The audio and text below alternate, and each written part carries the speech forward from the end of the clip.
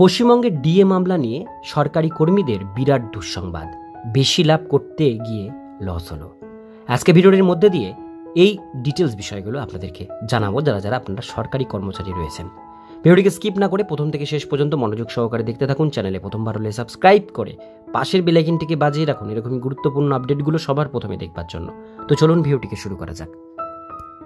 পশ্চিমবঙ্গ সরকারি কর্মচারীদের ডিএ মামলার এজলাস ফের বদল, নতুন বেঞ্চে উঠল শুনানি। হতাশ পশ্চিমবঙ্গ রাজ্য সরকারি কর্মীদের একাংশ। দীর্ঘ 2.5 বছর ধরে চলতে থাকা রাজ্য সরকারি কর্মচারীদের ডিএ অর্থাৎ মহার্ঘ ভাতা মামলার শুনানি ফের অনিশ্চয়তার মুখে। সুপ্রিম কোর্টে আবারও বদলে গেল এই মামলার এজলাস। তালিকাভুক্ত হলো নতুন বেঞ্চে। এর ফলে আগামী 14 মে বুধবার নির্ধারিত শুনানি নিয়ে তৈরি হয়েছে অনিশ্চয়তা। তবে কর্মচারীদের পক্ষের আইনজীবীরা এখনও শুনানি হওয়ার বিষয়ে আশাবাদী। ডিএ মামলা নতুন বেঞ্চে স্থানান্তর, কি বলেছেন তালিকা?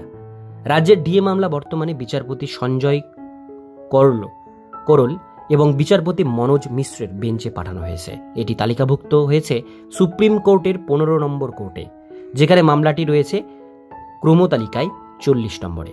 যদিও শুনানি নির্ধারিত সময় ছিল দুপুর 2টো, তবে এত পিছনের নম্বর হওয়ার মামলাটি এই দিনেও শুনানির সুযোগ নাও পেতে পারে। কতবার পিছিয়েছে এই ডিএ মামলা? এই মামলাটি 2022 সালের 28 নভেম্বর প্রথম সুপ্রিম কোর্টে ওঠে। তারপর থেকে এখন পর্যন্ত 17 বার শুনানি পিছিয়েছে, যার মধ্যে বেশ কয়েকবার রাজ্য সরকারের আইনজীবীর অনুরোধ দিন পিছিয়ে দেওয়া হয়েছে। সর্বশেষ গত সপ্তাহে 8ই মে 5 নম্বর কোর্টে তালিকাভুক্ত থাকলেও রাজ্যের পক্ষ থেকে লার্নেড আইনজীবী অভিষেক মনু জানান তিনি অন্য এজলাসে ব্যস্ত, তাই মামলাটি ফের 1 সপ্তাহ পিছিয়ে 14ই মে নির্ধারিত হয়েছে। আগের বেঞ্চ এবং বর্তমান বেঞ্চ তফাৎ কি? আগের মামলাটি ছিল মহামান্য বিচারপতি বিক্রম নাথ এবং মহামান্য বিচারপতি সঞ্জয় করল এবং মহামান্য বিচারপতি সন্দীপ মেহতার বেঞ্চে। তবে বর্তমানে তা তালিকাভুক্ত হয়েছে শুধুমাত্র মহামান্য বিচারপতি করল এবং মনোজ মিশ্রের বেঞ্চে।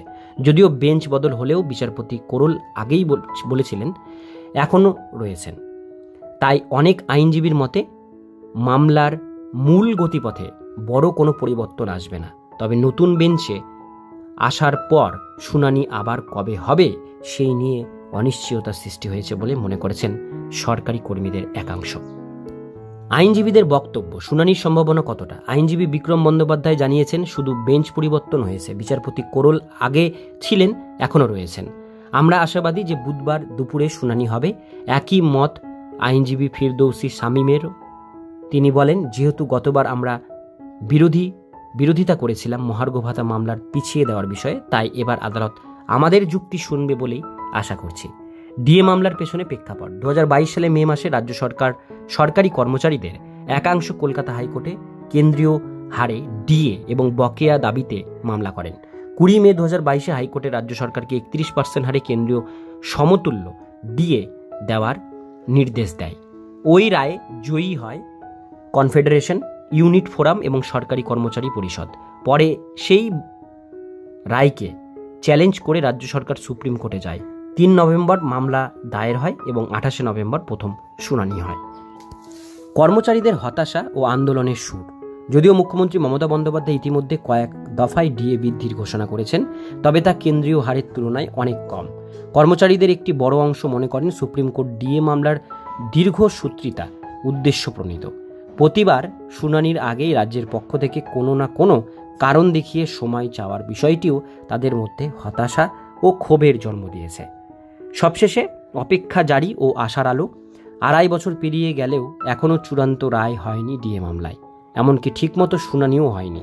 তবে সরকারি কর্মচারীর পক্ষে আইনজীবীরা আশাবাদী 14ই মে শুনানি হলে বিষয়টি দ্রুত নিষ্পত্তির দিকে এগোবে।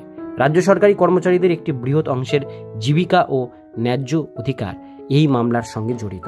তাই এবার আরও কোনো বিলম্ব ছাড়াই পূর্ণাঙ্গ শুনানি ও রায় ঘোষণার দিকেই এগোনো উচিত, এটাই কর্মীদের আশা। তবে নতুন বেঞ্চ গঠন হওয়ার সেই মামলার শুনানি কবে শুরু হবে প্রশ্ন থেকে যাচ্ছে। এদিকে একদিকে কেন্দ্র সরকারের সাথে ডিএর ফারাক বেড়েই যাচ্ছে, অন্যদিকে বছরের পর বছর ধরে মামলা চলেই যাচ্ছে। আর আদালতের রায়ের অপেক্ষায় রয়েছেন লাখ লাখ কর্মচারীরা।